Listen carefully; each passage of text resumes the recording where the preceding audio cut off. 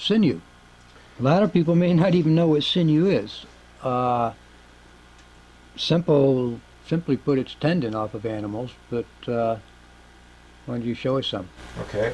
You've got some hunter friends. They can supply you with plenty of raw materials if they know how to take it off of the animal. This is backstrap sinew from deer. 2 of these will come off of a deer, and it'll take about a dozen or so of these to completely back a bow with 3 or 4 courses. This is very easy to prepare. It's extremely easy to shred. You just get yourself a tendon, flatten it out, and tear it apart. Then you can pull individual threads off of this, and you can shred these as fine as you like by hand, or you can use a simple men's pocket comb, use the coarse side to just rip these fibers right out. But be careful you don't tear too many up that way. Now you can also go ahead and use leg tendon, Achilles tendon from deer. This needs to be pounded. It's a lot of bother. This is the best stuff to use, probably. Easiest to prepare, maybe the easiest to get. Well, I know Jeff uses a lot of lead sinew. I just don't bother with it because I have an unlimited supply of backstrap sinew, and there's a much less work involved in working with that. Much simpler to prepare. Leg tendon, you can obtain cattle leg tendon from a slaughterhouse, practically for free. You hammer it on a stump with a sledgehammer, comb out the fibers. It's much, much shorter. The fibers generally will be maybe 4 to 6 inches long. Mm-hmm. And you hammer it on a stump, comb out the fibers. They're fatter, they're greasier, but they're free. Very easy to get from any small slaughtering operation of cattle. Glue. We're using strictly hide glue here, which is boiled down animal parts. Right. This glue is made out of hides, rawhide in particular, rawhide scrapings. It's produced in the United States. It's produced all over the world from byproducts of tanning operations and slaughtering operations. It's sometimes made out of rabbit skin, but the general form that you buy it in is granulated like this. All hide glues are extremely strong. What is it? The weakest is 3,200 psi. About 2,000 pounds per square inch. That's bone glue, though, right? Well, that's marketed often as hide glue as well. And hide glue comes in many different grades, but almost all grades are sufficiently strong to make one of these bows, unless you're trying to make a very short, very highly reflex bow. I think you can get away with using practically any hide glue. You can use the rabbit skin glue that's sold in art stores to size canvases. You can obtain it in practically any art supply store in this country. I know it. Canvas size. We've got a lot of it through people working with stained glass. Right. It's used in stained glass because as it dries, it will shrink, and if you smear it on stained glass, when it dries, it shrinks and pulls the glass up in spalls. This is very easy to obtain in a large number of art supply stores, various arts. Now, our friend Tim Baker, he's at Knox Gelatin Works. That's basically what it is. Sure. Head down to the grocery store and buy yourself some Knox Gelatin. Gelatin is simply very highly refined glue that is bacteriologically free or sterile. It's free of impurities. It's edible. This is edible, for that matter. Now, hide glues are all extremely strong, as John has said. Practically any one of them can be used to make a bow. There are higher grades. Okay, I see lots of granulations in your hand. This is generally what we find. Yes, it's mostly sold in this form, or a finer powder, or pearl form. Right. And you have also a sheet. Well, this is homemade glue. This is made from fish bladders, which were bought at a Chinese grocery store or Chinese pharmacy. And then these bladders were softened up by soaking in water. They were ground into a pulp, and then they were cooked for about 4 hours, and the glue extracted from that. This glue is about 1.5 times as strong as the hide glue I'm holding in my hand, but it is more viscous. It needs to be watered down more before it will penetrate into wood. It was used in Asia because it's flexible. And you can make your own glue. You've made a lot of glue, which is simply boiling down, what, pieces of hide and sinew. Yeah, you can take a piece of rawhide and reduce it to shavings, soak it in water, cook it, or you can use the fish bladders, or you can use sinew scraps, again, degreased, soaked in water, and cooked. And then you strain off the liquid and condense the liquid. The liquid is the glue itself. And now preparation, now when you're getting ready to utilize this, why don't you tell us a little about that? This needs to be reconstituted. Both of these types of glue will absorb 6 to 10 times their own weight in water. So to prepare granulated or dried glue, you add water to it, and it will swell as it absorbs the water and form what's called a reversible gel. Then it has to be heated up in order to liquefy it and prepare it for use. And that takes, Few hours. well, when I've sinewed bows, I've learned from you a lot about, soaking it in cold water. I've just before gone strictly to the hot water, but in 30 minutes I'm ready to go. But it's constant stirring. Yeah, this will not require any stirring if you just simply soak it. Okay, that's a pretty good background on that.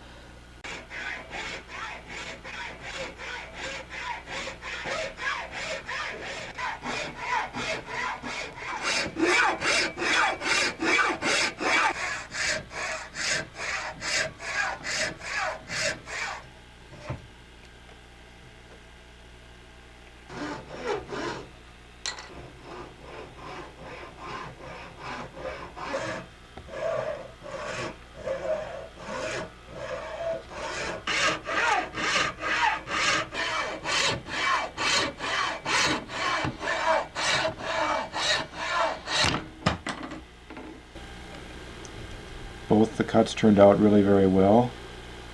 You can see that the cuts are very nearly vertical with the center plane of the piece.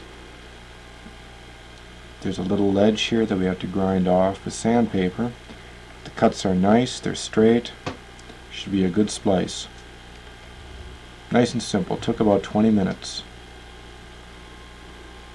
I've done a couple dozen of these, and every once in a while you ruin one. So you go slow and just expect that now and again it's not going to work out. But what I'm doing now is grinding off any peaks, making certain I have a flat gluing surface. I'm refinishing the wood, which opens up lots of pores for the glue. Trying to make that surface perfectly flat so I get a glue line in the joint that's a couple thousandths of an inch thick.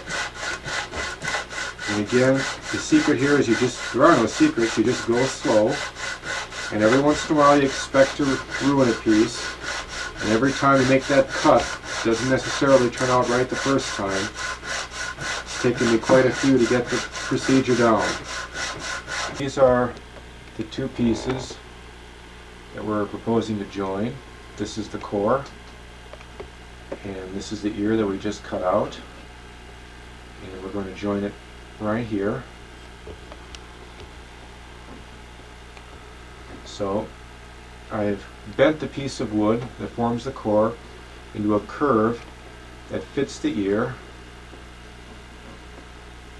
by using this device that I found to be the easiest way to get a nice straight bend in the wood. It consists of a wooden block that has precisely the same curvature as the ear, and this is clamped onto the core with a C-clamp and a little piece of wood to protect the core. Then we have a tourniquet and a little bar and a rope, a loop, and this loop goes around the bar and is tightened down with the tourniquet while the wood is going to be steamed. The steaming softens up the wood to the point that it becomes plastic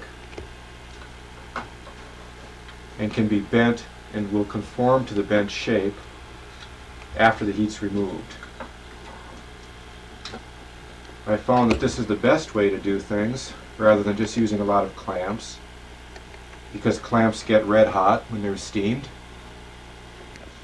So we get this into the pot, We have a few inches of water in the pot. We get the whole thing ready to go. We put it in, cover it up,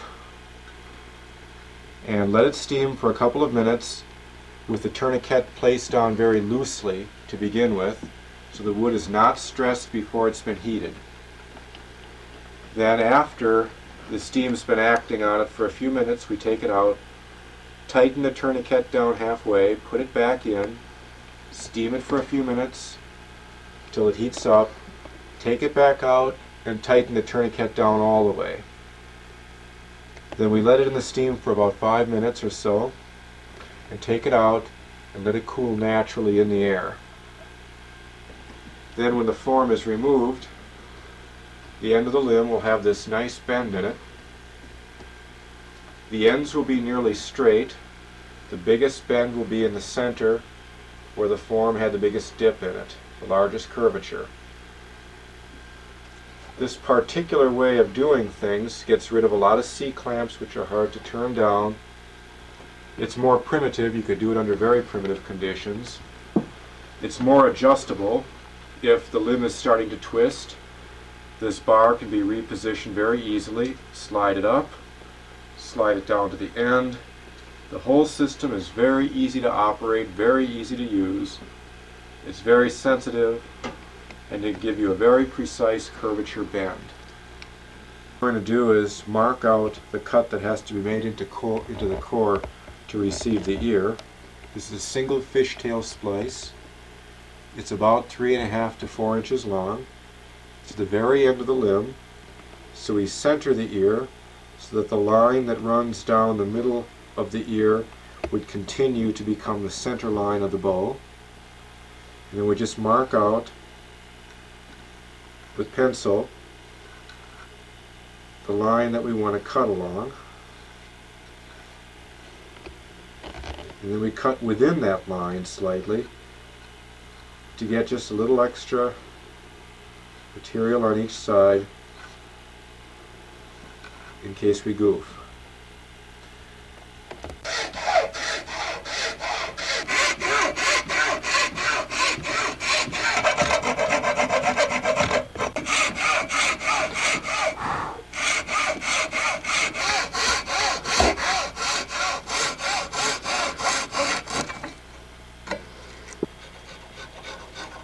That's close. Yeah, that is a very close joint. This is probably one of the best ones I've had recently. Alright, but you've got a little spot there. Right here, you can see a high spot. If I could grind that out, it'd be even closer on that side. We could get the wedge in farther. Alright. This side is absolutely perfect. There's just no improving it. It's just as perfect as could be. See, this is how good you can do just going slowly with the simplest hand tools. Electrical tools, power tools would just screw this up hopelessly. You go slow, you use hand tools, and it's not hard. You just have to be patient, and you occasionally have to throw things away and start over. You did it perfect on this one. Yeah, I think this one turned out very well. Very fortunate. Sandpaper, and I got it wrapped around the blade of a plane, which I use as a scraper, and I'm just trying to take that high spot down slightly. Only has to go down maybe 1/100 of an inch or less, and we should have a good fit right there. Let's check it and see if it's any better. Now is size the pieces before we glue them together. The purpose of sizing is to seal the wood so that it doesn't absorb glue from the interior of the joint and result in a dry joint.